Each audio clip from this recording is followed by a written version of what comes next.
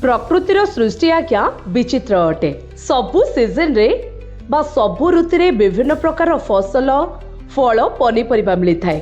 तेणु कह जाए जो ऋतु रे जहा परिबा बा फल मिलुची ताको मन भरी खाइबा दरकार।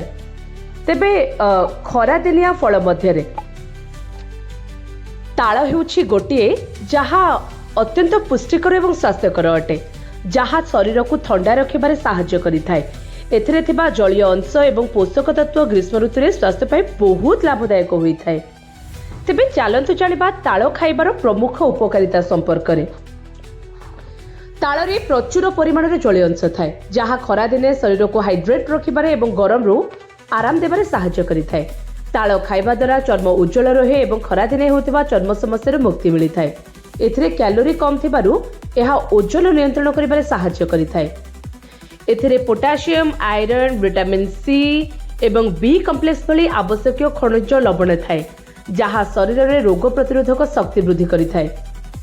एहा पेट संबंधी समस्या जेपरिक एसिडिटी, कोष्ठकाठिन्य एवं पेट ज्वलन को कम करिबारे साहाय्य करिथाय।